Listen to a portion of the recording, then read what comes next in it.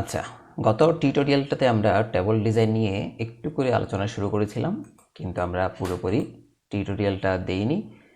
এই টিউটোরিয়ালে আমি চেষ্টা করব টেবল ডিজাইন সম্পর্কিত যে অপশনগুলো আছে সবগুলো নিয়ে কথা বলতে।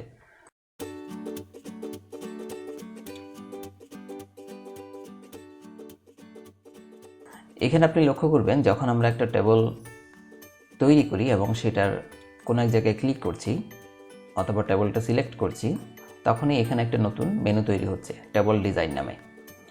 আমি যদি বাইরে ক্লিক করি এই মেনুটা দেখা যাবে না। আমি যদি টেবলের কোথাও ক্লিক করি তাহলে টেবল ডিজাইন এই মেনুটা দেখা যাবে। তাহলে এখানে এটা আমি সিলেক্ট করলাম, টেবল ডিজাইনে গেলাম। এখানে লক্ষ্য করুন অনেকগুলো অপশান আছে। আমি এই পাশ থেকে শুরু করি। প্রথমে টেবল স্টাইল। এই স্টাইলটা আমরা আগেও দেখেছি, এগুলো আগেরই স্টাইল। আপনি চাইলে এখান থেকে আবার এখানে স্টাইল সেট করতে পারবেন। মনে করুন আমি এই স্টাইলটা সেট করলাম, ওকে। এরপর এখানে আসি table style option. Table style যে করলাম সেই স্টাইলের কি অপশন আমরা কাজে লাগাতে পারি। হেডার রোতে ক্লিক করা আছে, ঠিক আছে। হেডার রোতে যদি আমরা টিক চিহ্ন তুলে দিই, খেয়াল করবেন এই যে হেডার রো চলে গেছে। আমি যদি আবার হেডার রোতে ক্লিক করি, হেডার রো চলে আসছে। এরপর টোটাল রোটাতে ক্লিক করলাম, নিচে দেখবেন এখানে একটা নতুন রো তৈরি হয়েছে এবং এখানে কয়টা সেলে ডাটা আছে সেই ক্যালকুলেশনটা এখানে সে নিজে নিজে করে নিয়েছে। এইখানে একটা ফাংশন সে অটোমেটিক ব্যবহার করেছে। আমি যদি এটা তুলে দিতে চাই, এখানে ক্লিক করবো, এটা চলে যাবে। ব্যান্ডেড রো বলতে এখানেই দেখুন এই যে একটা রোতে শেড দেওয়া আর একটা রোতে শেড দেওয়া নাই, এরপর একটাতে শেড আছে আর একটাতে শেড নাই। এই স্টাইলটাকে বলা হয় ব্যান্ডেড রো। আমি যদি ব্যান্ডেড রোতে টিক চিহ্ন দিয়ে রাখি তাহলে এই স্টাইলটা দেখাবে। যদি এটা আমি তুলে দিই, দেখুন সবগুলো একই রকম হয়ে গেছে। এটা হচ্ছে ব্যান্ডেড রো এর কাজ। এরপর ফার্স্ট কলাম, এই যে ফার্স্ট কলাম হচ্ছে এটার কাজ কি? এটার কাজ হচ্ছে ফার্স্ট কলামে আপনি স্টাইল রাখতে চান কি চান না সেটা ঠিক করা। ফার্স্ট কলামে যদি আমি এখানে ক্লিক করি, খেয়াল করবেন স্টাইলটা দেখাচ্ছে। যদি এটা টিক চিহ্ন তুলে দিই, স্টাইলটা চলে যাবে। লাস্ট কলাম, অর্থাৎ এই লাস্ট কলামটা, এখানে এখন যদি আমি স্টাইল দিতে চাই তাহলে লাস্ট কলামে ক্লিক করব, আর দিতে না চাইলে এটা তুলে দিব। এই ক্ষেত্রে ফার্স্ট কলাম এবং লাস্ট কলাম আপনি চাইলে দুইটা একসাথে সিলেক্ট করতে পারেন, নাও পারেন। ব্যান্ডেড কলাম বলতে কলামগুলো ব্যান্ডেড রো যেভাবে কাজ করেছে ব্যান্ডেড কলামও সেভাবে কাজ করবে। এই যে ব্যান্ডেড রো দিলাম, দেখুন এখানে এই সেলে শেড নাই, এই সেলে পুরোটাই, এই কলাম পুরোটাতেই শেড আছে, এখানে পুরোটাতে শেড আছে, মাঝখানে এটাতে নাই। এটা হচ্ছে ব্যান্ডেড কলামের কাজ। এরপর ফিল্টার বাটন, এখানে দেখুন এখানে ফিল্টার কিন্তু আমি আগে থেকে দিয়ে রেখেছি। এই ফিল্টার যদি আমি তুলে দিই, এই যে ফিল্টার এখানে দেওয়া আছে, আবার এখানে টেবল ডিজাইনে গেলাম, দেখুন ফিল্টার বাটনটা চলে গেছে। অর্থাৎ আপনি যদি এখানে ফিল্টার সেট করেন তাহলে টেবল ডিজাইনে এই ফিল্টার বাটন অপশনটা দেখাবে। এখানে চাইলে আপনি এখন তুলে দিতে পারেন অথবা নাও দিতে পারেন। আমি এটা রাখলাম। তাহলে স্টাইল গেল, স্টাইলের অপশনগুলো গেল। এই পরের কমান্ড গ্রুপ হচ্ছে এটা এক্সটার্নাল টেবল ডাটা। এর মাধ্যমে আমরা এই টেবলের ডাটাগুলোকে অন্য কোথাও ব্যবহার করতে পারি। যেমন এখানে এক্সপোর্ট অপশানে দেখুন, export table to SharePoint list. অর্থাৎ আপনার যদি একটা শেয়ার পয়েন্ট সাইট থাকে সেখানে আপনি এই টেবলের ডাটাগুলো ব্যবহার করতে পারবেন। এই বিষয়ে আমি বিস্তারিত এখানে বলছি না, যেহেতু এটা আরেকটা বিষয় শেয়ার পয়েন্ট। এটা আপনারা নিজেরা একটু চেষ্টা করে শিখে নেওয়ার জন্য আমি অনুরোধ করব। আপনি যদি এখানে হেল্প সেকশনে দেখেন তাহলে হেল্প সেকশনে ক্লিক করলে মাইক্রোসফটের ওয়েবসাইটে চলে যাবে এবং সেখানে আপনাকে এই বিষয়ে বিস্তারিত জানাবে। এরপর আসি এখানে টুলসের মধ্যে দেখুন summarise with pivot table, summarise the data in this table using a pivot table. অর্থাৎ এই ডাটাগুলোকে আপনি পাইভট টেবলে কাজে লাগাতে পারবেন। এই পাইভট টেবল নিয়েও আমি এখানে বিস্তারিত এখন বলবো না, কারণ পাইভট টেবল নিয়ে আমরা আরেকটা ভিডিও করব এবং সেটা দেখুন এখানে ইনসার্ট অপশনের মধ্যে পাইভট টেবল নামে একটা অপশন আছে। এই ভিডিওটা যখন আসবে তখন সেখানে আমরা এটা নিয়ে বিস্তারিত কথা বলবো। এখন আসি এখানে রিমুভ ডুপ্লিকেট। এটার কাজ কি? ডুপ্লিকেট রো ডিলিট করে দেয়া। যেমন আমার এইখানের মধ্যে একটা ডুপ্লিকেট আমি দেখতে পাচ্ছি, এখানে 20,000, এখানেও 20,000। আমি যদি চাই এখানের কোনো একটা রো ডিলিট করে দিতে, তাহলে এটা আমি সিলেক্ট করব। সিলেক্ট করার পর রিমুভ ডুপ্লিকেট বাটনে ক্লিক করব। লক্ষ্য করবেন এখানে সিলেক্ট অল অথবা আনসিলেক্ট, আমার সবগুলো দরকার নাই, আমি শুধু চাচ্ছি বেস স্যালারি, অর্থাৎ এই কলাম থেকে ডুপ্লিকেট রিমুভ করব। এবং এখানে মাই ডাটা হ্যাজ হেডার্স, এগুলোকে আমি হেডার্স বলছি, এটা সিলেক্ট করে দিতে হবে, ওকে দিতে হবে। লক্ষ্য করবেন one duplicate value found and removed, অর্থাৎ 20,000 যেটা ছিল, এই যে একটা 20,000 আছে আর একটা 20,000 নাই, সেটা রিমুভ করে দিয়েছে, এখন 9টা ভ্যালু আছে। ওকে, এভাবে করে সে ডুপ্লিকেট রিমুভ করে দিতে পারে।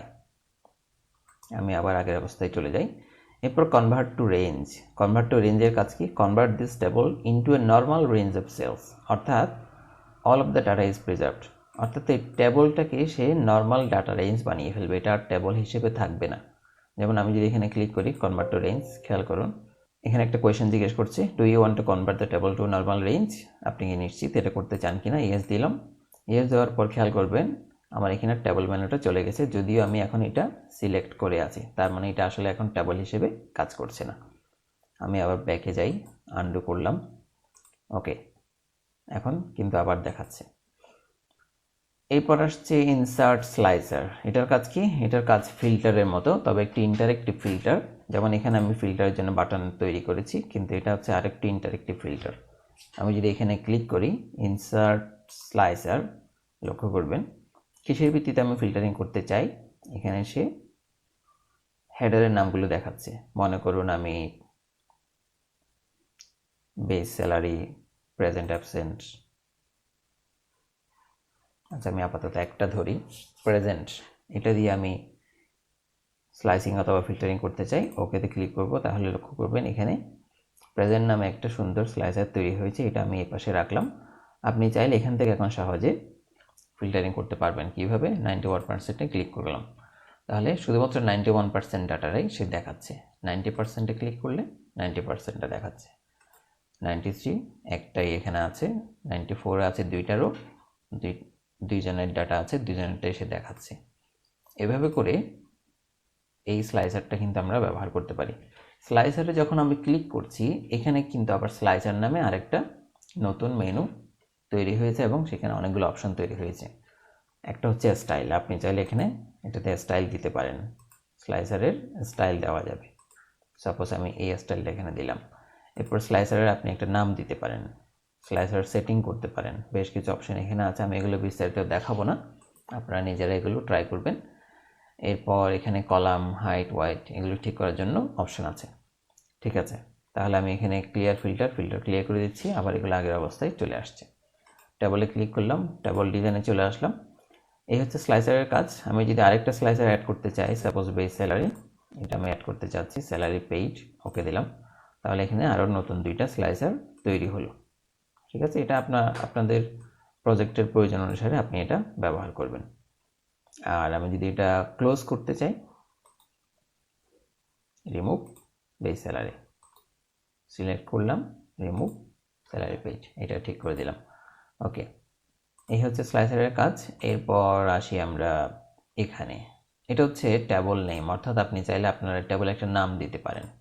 আমার এখানে আগে থেকে একটা নাম দেওয়া আছে, নাম দিয়েছিলাম আমি। এই নাম দেওয়ার জন্য মনে করুন আমি এখন আরেকটা নাম দিচ্ছি,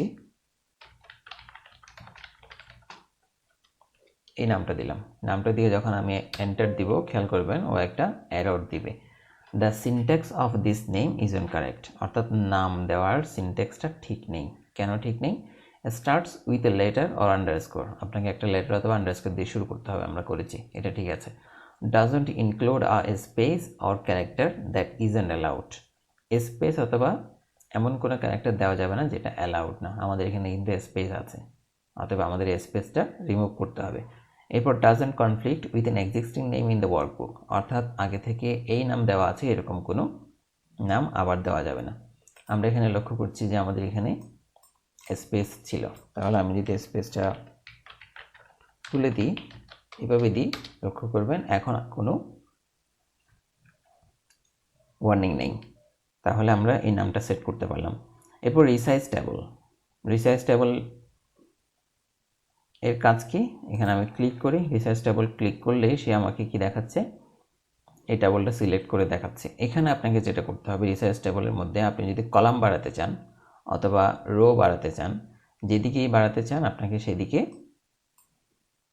সিলেক্ট করতে হবে।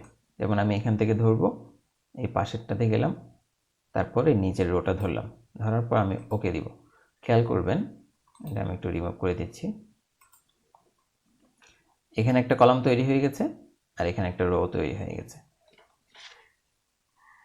এখন এটা ডানে এবং নিচে কাজ করেছে, উপরে এবং বাম পাশে কাজ করবে কিনা আমরা একটু খেয়াল করি। ব্যাকে গেলাম,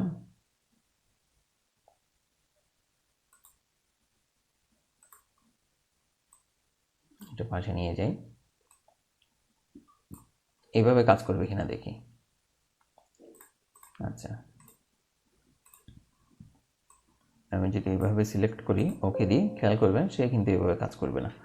The range won't work because it doesn't align with the existing table. The table requires headers to remain in the same row, include at least one row of the data, and the new range should overlap the existing table. অর্থাৎ সে বলতে চাচ্ছে আপনার header তার জায়গায় থাকতে হবে, অর্থাৎ সে 3 নম্বর রোতে আছে এবং এদিকে বি কলামে আছে, এগুলো এভাবে ঠিক থাকতে হবে। এভাবে ঠিক রেখে আপনি এদিকে ডানে এবং নিচে টেবল রিসাইজ করতে পারেন। এই কথাটাই সে বলতে চাচ্ছে। তো এই হচ্ছে টেবল ডিজাইনের কাজ। আমরা যখন কোনো একটা টেবল নিয়ে কাজ করব তখন আমরা এভাবে ডিজাইন করতে পারি, বিভিন্ন অপশনগুলো সেট করতে পারি। এই অপশনগুলো আপনারা নিজেরা একটু ট্রাই করবেন। আর পাইভট টেবল নিয়ে আমি পরবর্তীতে আরেকটি ভিডিও দিব। আজকের এই ভিডিও দেখার জন্য আপনাদেরকে আমি ধন্যবাদ জানাচ্ছি।